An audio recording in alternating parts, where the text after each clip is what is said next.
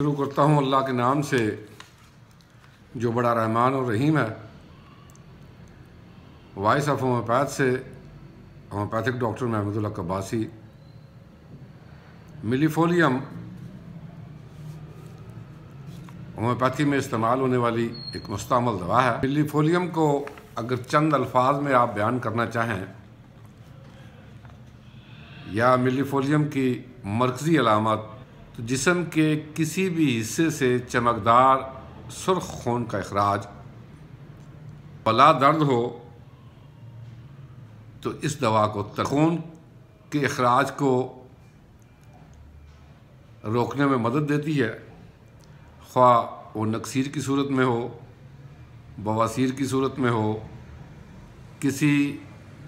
شریان یا ورید کے کٹ جانے سے ہو، یا ٹیوبرکلوسس کی وجہ سے ہو، اور خون کے بہاؤ کو روکنے کی ایک انمول دوا ہے۔ ہر قسم کے ہیموریجز، ہر قسم کے اخراج خون، چھپے ہوئے ہرنیا میں یا پیچیدہ ہرنیا کی بھی بہترین دوا ہے۔ سمال پاکس میں، چیچک کے اندر یہ دوا بہترین کام کرتی ہے۔ معدے کی تہہ میں سخت ترین درد ہو اور اس کے ساتھ خون کی قے آئے تو یہ دوا بہترین کام کرتی ہے۔ پتے کی پتھری کے آپریشن کے بعد اگر خون کا اخراج ہو تو یہ دوا بہترین کام کرتی ہے۔ نکسیر کی صورت میں ناک گر جانے سے کہیں کوئی ورید کٹ یا پھٹ جائے، ہیموپیٹائسس کی بھی یہ بہترین دوا ہے جب تھوک کے اندر خون آ رہا ہو۔ چکر آئیں اور ایسے محسوس ہو جیسے آہستہ آہستہ اسے چکر آ رہے ہیں اور وہ گر جائے گا۔ بھول جانے کی ایک بہت بڑی علامت اس کے اندر موجود ہوتی ہے۔ ایسے احساس جیسے کہ وہ کوئی چیز بھول رہا ہے اس دوا کے اندر پایا جاتا ہے۔ سر میں خون کا بہاؤ محسوس ہوتا ہے، کنورجنز ہوتے ہیں یعنی تشنجی دورے، اینٹھن، لیپسی یا مرگی کی کیفیت ہو اور اس کے ساتھ جھٹکے لگیں، اور اسپیشلی ان خواتین میں جن کے مینسز بند ہو جانے سے جھٹکے لگیں، اور مینسز بند ہو جانے پر جھٹکے لگنے کی اور مرگی کی یہ بہت بڑی دوا ہے۔ نکسیر کا جاری ہونا، نوز بلیڈ، آنکھوں کی جڑ سے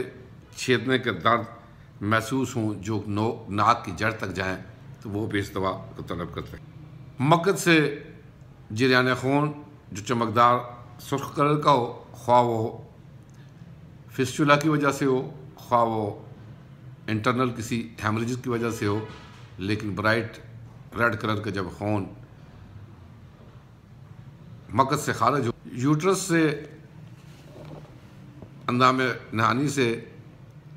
خون کا اخراج بھی، پریگننسی کے دوران بھی خون کا جاری ہو جانا، ہیموپیٹائسس یعنی کھانسی کے ساتھ تھوک کے ساتھ خون ملا جو سرخ چمکدار رنگ کا ہو اور صاف خون آکسیجنیٹڈ بلڈ نظر آئے، کھانسی جس کے ساتھ خون ملا بلغم آئے، بلڈی ایکسپیکٹوریشن ہو،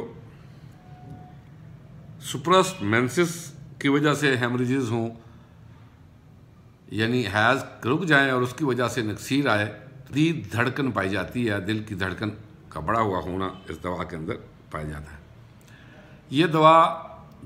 جن مریضوں کے اندر جو ہے نا خون جمنے کی استعداد کم ہوتی ہے، کوگولیشن ہونے کی نام نہیں لیتا خون، تو وہاں پر یہ دوا بہترین کام کرتی ہے۔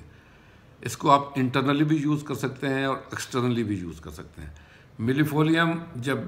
کہیں پر کوئی تیز دھار آلے سے کٹ ہو جائے، زخم ہو جائے اور وہاں سے خون بلیڈ کر رہا ہو اور خون نہ رک رہا ہو تو آپ پلٹس بنا کے آپ اگر اس زخم کے اوپر لگا دیں گے تو بہت جلدی خون رک جائے گا۔ یعنی ملی فولیم کو ایکسٹرنلی آپ ایک بینڈیج کے اوپر، پٹی کے اوپر لگا کے آپ اس کے ساتھ جو ہے نا بینڈیج کر دیں تو مریض کا خون رک جایا کرتا ہے۔ یہ خون کے رکنے کی بہترین دوا ہے، جریان خون کی بہترین دوا ہے۔ جسم کے کسی بھی حصے سے جریان خون ہو رہا ہو، نکسیر سے ہو رہا ہو، مگد کے ذریعے ہو رہا ہو، بواسیر کے وجہ سے ہو، ٹیوبرکلوسس کی وجہ سے ہو، لیکن سرخ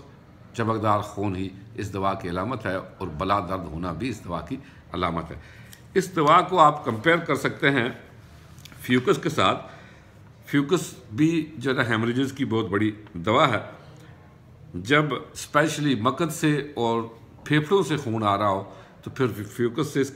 کو آپ جو ہے، ہیلکس کے اندر بھی یہ علامات پائی جاتی ہیں، اور جب خون تھوکنے کی علامات کھانسی کے ساتھ ہوں، چسٹ ڈیزیز کے ساتھ ہوں، چھاتی کی تکالیف کے ساتھ ہوں، ٹیوبرکلوسس اور دق کے ساتھ ہوں، تو پھر یہ اس دوا کو سکل کار اور ایپیکاک سے بھی آپ جو ہے، ایپیکاک کے اندر بھی سرخ چمکدار خون کا نکلنا ہی پایا جاتا ہے، لیکن اس کے ساتھ نہ رکنے والی متلی اور پرسسٹنٹ نازیہ ہوتا ہے، اس کے اندر وہ علامت نہیں پائی جاتی۔ ملی فولیم میں جو خون ہوتا ہے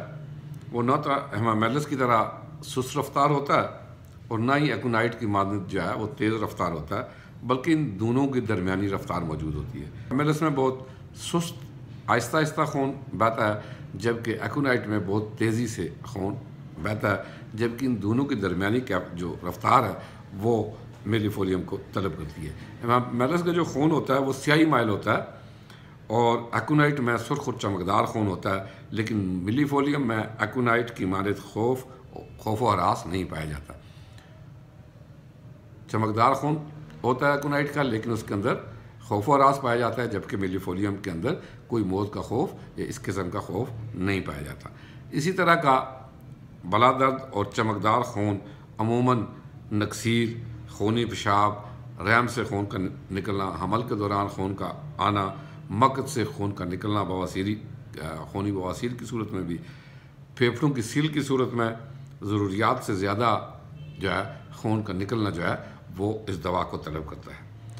کہیں پر ضرب لگ جائے، چوٹ لگ جائے تو اس کے اثرات اور اس کی وجہ سے بھی تیز ترین خون کا بہنا اور خون کا نہ رکنا، کوگولیشن نہ ہونا بھی اس دوا کو طلب کرتا ہے۔ آپ ٹوتھ ایکسٹریکشن کی بات کریں تو جب دانت نکالنے کے بعد، دانت جو ہے نا نکل جانے کے بعد خون نہ رک رہا ہو تو پھر بھی ملی فولیم کی جو ہے نا، اگر آپ روئی کے اوپر بھگو کے ملی فولیم کو اس